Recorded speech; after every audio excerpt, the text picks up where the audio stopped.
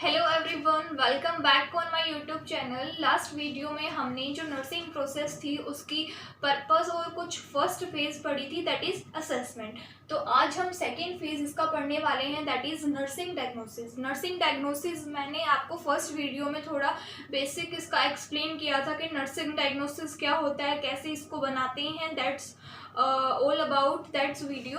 But आज हम उसको एज ए पूरा जो फेज है उसको एकदम डिटेल में यहाँ पे स्टडी करेंगे। So let's start the process of making clinical judgement and the client और एक्चुअल हेल्थ प्रॉब्लम। इसका मतलब हुआ कि जो ये एक प्रोसेस होता है जिसके अंदर हम एक क्लिनिकल जजमेंट को बनाते हैं, मतलब हैंड रिटन फॉर्म में एक क्लिनिकल जजमेंट हम उससे यूज़ करते हैं, जो कि हमें क्लाइंट की जो पोटेंशियल है और उसकी जो actual health problem at present जो उसकी हेल्थ स्टेटस है उसको हम एज ए नोट डाउन करते हैं, जिसमें हम क्या करते हैं क्लिनिकल उसको बोलेंगे क्लिनिकल जजमेंट हम उसका प्रिपेयर करेंगे। अब मैंने आपको बताया था कुछ इसमें स्टेप्स भी होते हैं, कुछ इसमें अदर ऑर्गेनाइजेशंस भी होते हैं जो इन्वॉल्व होते हैं। जैसे कि जो ये क्या होती है, एक स्टैंडर्ड स्टेटमेंट होती है। मैंने आपको उस दिन भी बताया था एक पर्टिकुलर स्टेटमेंट को हम यूज़ करते हैं, ना कि हम उसको अपनी जो लैंग्वेज है उसमें यूज़ करते हैं, क्योंकि नर्सिंग डायग्नोसिस एक प्रॉपर स्टेटमेंट में होना चाहिए, ना कि हम जो लोकल वर्ड्स यूज़ करते हैं उसमें। जैसे मैंने आपको बताया था, अगर किसी को सांस लेने में दिक्कत आ रही है तो आप उसे ऐसे नहीं कहोगे दैट इज़ ब्रीथिंग प्रॉब्लम्स। तो आप वहाँ पर एक स्टैंडर्ड स्टेटमेंट का यूज़ करोगे, एक पर्टिकुलर वर्ड का यूज़ करोगे। जैसे कि अगर उसको सांस लेने में दिक्कत आ रही है तो उसका जो इनइफेक्टिव एयरवे क्लियरेंस, ठीक है, इस टाइप से आप वर्ड्स को यूज़ करोगे। तो एक स्टैंडर्ड स्टेटमेंट होती है जिसमें हम क्लाइंट की हेल्थ के बारे में लिखते हैं और फिर उसको एक नर्सिंग केयर प्रोवाइड करती हैं। मतलब क्लाइंट की जो हेल्थ है, जितनी भी उसे परेशानी है, दिक्कत है, जो भी कुछ है, उसको हम एज ए क्लिनिकल जजमेंट उसको लिखेंगे और फिर उसको एक केयर जो है वो प्रोवाइड करेंगे, जो उसको बेनिफिट देगी उसकी हेल्थ को मेंटेन करने में, उसकी हेल्थ को इम्प्रूव करने में। ओके, तो स्टैंडर्ड स्टेटमेंट्स में कुछ ऑर्गेनाइजेशन होते हैं, जैसे कि ICNP भी होता है और ऑर्गेनाइजेशन में नंदा एसोसिएशन भी होता है। नंदा का मीन्स इसकी फुल फॉर्म है north American nursing diagnosis association. तो एक डायग्नोसिस प्रिपेयर की हुई हैं, जैसे कि अलग अलग टाइप के पर्टिकुलर वर्ड होते हैं जो कि हमें एक जो भी उसको पेशेंट को दिक्कत है उसके लिए हम रिलेटेड वर्ड्स को यूज़ करते हैं। जैसे पेन हो गया, कॉन्स्टिपेशन हो गया, एंजाइटी हो गया, इनइफेक्टिव एयरवे क्लियरेंस हो गया, fluid discharge, that type of जो पर्टिकुलर वर्ड्स हम यूज़ करेंगे in making the clinical judgement, जो कि एक स्टैंडर्ड स्टेटमेंट एक पर्टिकुलर वर्ड होगा उसको हम यूज़ करते हैं। तो जो स्टैंडर्ड स्टेटमेंट है वो Nanda association most of the nurses use करती है। Okay, writing of nursing diagnosis. Nursing diagnose को राइट करने के लिए कुछ बेसिक स्टेप्स होते हैं जिन्हें हमें फॉलो करना होता है। जैसे कि हम लोग फर्स्ट में हम क्या लिखेंगे, देन उसके बाद क्या लिखेंगे, देन थर्ड, तीन इंडिकेटिंग इसके पार्ट हैं। तो फर्स्ट है ह्यूमन रिस्पॉन्स, सेकेंड है related factor and third is defining characteristics. देखो ह्यूमन रिस्पॉन्स क्या होता है, इसके अंदर जो नर्सिस होती हैं वो ह्यूमन रिस्पॉन्स के बारे में लिखती है कि उसको क्या क्या दिक्कत है, क्या उसका हेल्थ प्रॉब्लम्स है। उसको लिखने के लिए वो पर्टिकुलर वर्ड का यूज़ करती है, स्टैंडर्ड का यूज़ करती है, जो मैंने आपको बता दिया that is standard statement. Nanda diagnosis का यूज़ करती है, most of the nurses Nanda diagnosis को यूज़ करती है। अदर पॉसिबल वेज भी होते हैं जिससे हम उसका क्लिनिकल जजमेंट तैयार कर सकते हैं, स्टैंडर्ड स्टेटमेंट्स, लेकिन most of the nurses Nanda association को ही फॉलो करती है। देन इसके अंदर हम उसकी अच्छे से रिस्पॉन्स वगैरह जितना भी है वो लिख लेंगे। और दूसरा है रिलेटेड फैक्टर्स। जो रिलेटेड फैक्टर होता है वो एसोसिएट होता है नर्सिंग डायग्नोसिस के साथ एज जो भी फैक्टर्स उसको हेल्थ को मतलब अफेक्ट कर रहे हैं। जैसे वो इन्वायरमेंट भी हो सकता है, सोशियो कल्चरल बैकग्राउंड भी हो सकता है, फैमिली इन्वायरमेंट हो सकता है। जो भी एक क्लाइंट को, जो भी उस पेशेंट को इन्वायरमेंट जो है हमें अफेक्ट करता है, तो हम उसको यहाँ पे नोट डाउन करेंगे। एक मिनट।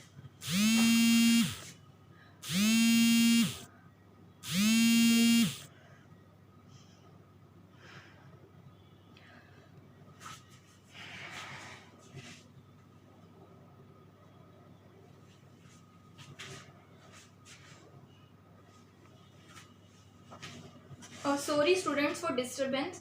सो हम कंटिन्यू करते हैं। जो रिलेटेड फैक्टर होता है उसमें हम जो उसकी एक्चुअल हेल्थ प्रॉब्लम्स है उससे रिलेटेड जितने भी फैक्टर्स जो उसकी हेल्थ से रिलेटेड है और उसको अफेक्ट कर रही है, तो हम उसको एज ए नर्सिंग डायग्नोसिस में बनाएंगे और उसको लिख लेंगे कि हाँ इसको ये प्रॉब्लम है और उसको हमें आगे कैसे टेकल करना है ताकि उसकी जो हेल्थ है वो मेंटेन हो जाए।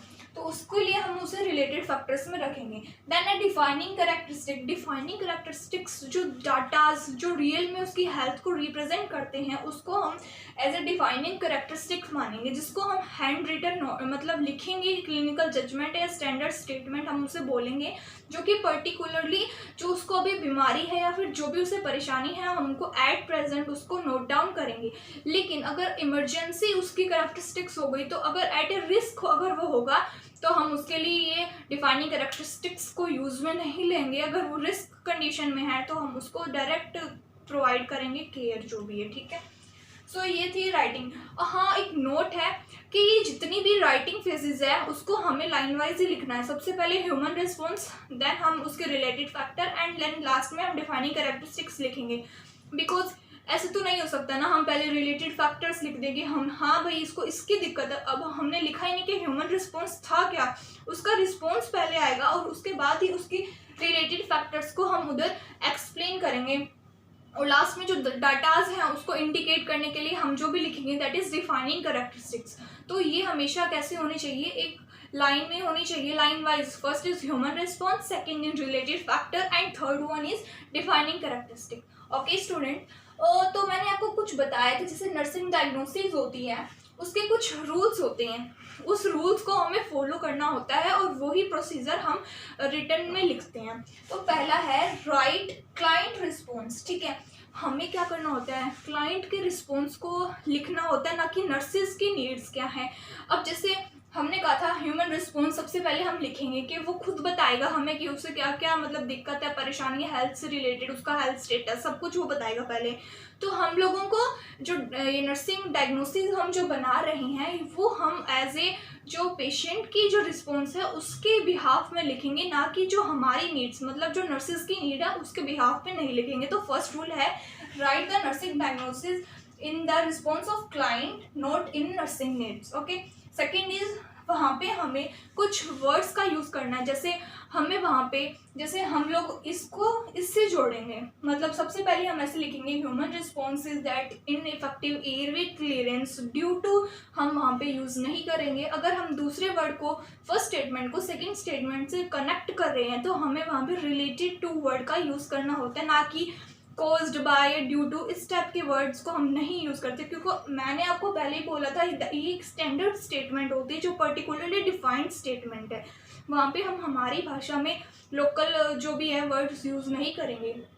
तो रिलेटेड टू को हम यूज़ करेंगे जब फर्स्ट और सेकंड स्टेटमेंट को हमें कनेक्ट करना है, ना कि हम उसके अंदर कॉज्ड बाय या ड्यू टू का यूज़ करेंगे। जैसे कि ineffective airway clearance related to breathing problems है, जो भी उसका जो रिलेटेड फैक्टर है हम वहाँ पे वो लिखेंगे, ना कि हम ऐसे लिखेंगे ड्यू टू ब्रीदिंग प्रॉब्लम्स या फिर जो भी उसका कंडीशन है ड्यू टू एम्फाइसीमा, ब्रोंकाइटिस, ये सब हम नहीं लिखेंगे। हम सिर्फ वहाँ पे रिलेटेड टू वर्ड का ही as a particular standard statement as a use करेंगे। ओके, थर्ड है लीगली एडवाइजेबल टर्म्स। हमें ना हमेशा स्पेसिफिक मतलब जो एडवाइजेबल टर्म है जो कि लीगली है, ठीक है।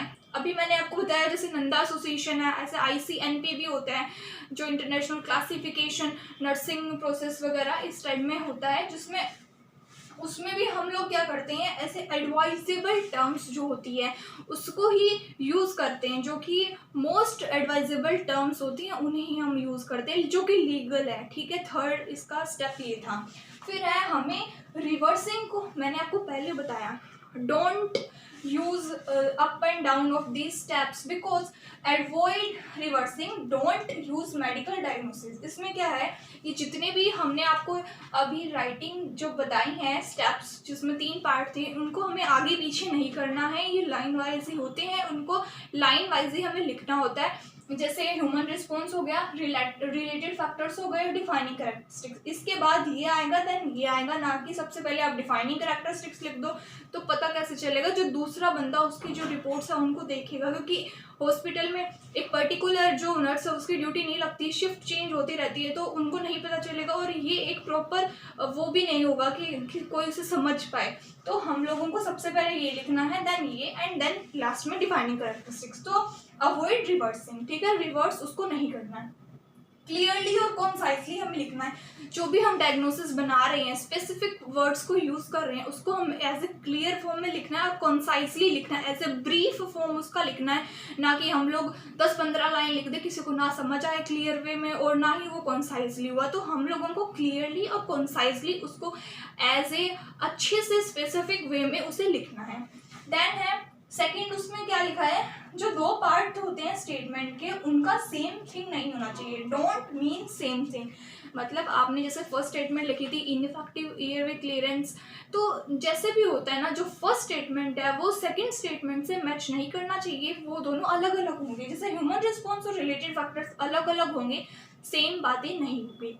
सो ये था सब नर्सिंग डायग्नोसिस के बारे में। तो चलो हम इसे रिवाइज कर लेते थोरोली। तो हमने बताया था ये क्लिनिकल जजमेंट होता है, जिसके अंदर हम जो क्लाइंट की एक्चुअल और पोटेंशियल हेल्थ प्रॉब्लम है उसको मतलब लिखते हैं हैंड रिटन, और उसके कुछ स्टैंडर्ड टर्म्स होती है, जैसे कि नंदा एसोसिएशन है जो कि north American nursing diagnosis association है। ये एक ऑर्गेनाइजेशन है जिसने पर्टिकुलर स्टैंडर्ड स्टेटमेंट्स दी हुई है, हम उसको एज ए स्टैंडर्ड स्टेटमेंट को यूज़ करते हैं नर्सिंग डायग्नोसिस को बनाने के लिए। नर्सिंग डायग्नोसिस को हैंड रिटन में लिखने के लिए 3 हमने उसके इंडिकेटिंग पार्ट्स हैं, human response, related factor and third one is defining characteristic. सबसे पहले ह्यूमन रिस्पॉन्स के बारे में लिखना है, तो हम उसको मोस्ट ऑफ द प्रेफरेंस जो देते हैं वो नंदा डायग्नोसिस को ही नर्सेज देती है। देन रिलेटेड फैक्टर जो कि इन्वायरमेंटल और जितने भी सोशल या फिर जो उसके फिजियोलॉजिकल साइकोलॉजिकल जो भी करेक्टरिस्टिक्स है वो उसे अफेक्ट कर रहे हैं, तो वो इसमें आएंगे। डिफाइनिंग करेक्टरिस्टिक्स में जो डाटाज उसकी हेल्थ रिलेटेड जो प्रेजेंट में उसको इंडिकेट करेंगे वो आएंगे। देन रूल्स है, सबसे पहले हमें जो नर्सिंग डायग्नोसिस लिखना है वो क्लाइंट के रिस्पॉन्स में लिखना है, ना कि हमें नर्सिंग नीड। और दूसरा है हमें रिलेटेड टू वर्ड का यूज़ करना, ना कि ड्यू टू और caused by. Third is legally advisable term, जो कि लीगल है, जो कि एडवाइस की गई है नर्सिंग डायग्नोसिस को बनाने के लिए, तो हमें वो यूज़ करनी है। फोर्थ इज अवॉइड रिवर्सिंग, ये जो स्टेप्स हैं इनको रिवर्स नहीं करना है, ऑर्डर वाइज ही लिखना है, then first, second and third. Fifth है क्लियरली और कॉन्साइसली, एकदम क्लियर वे में लिखना है, क्लियर कट, नो यानी जो भी बड़ा सब कुछ होता है वो नहीं लिखना है, क्लियरली और कॉन्साइसली लिखना है, ठीक है। सेकेंड, जो 2 स्टेटमेंट्स होती हैं उन दोनों का मतलब सेम नहीं होना चाहिए। सो ये था नर्सिंग डायग्नोसिस के बारे में, ओके।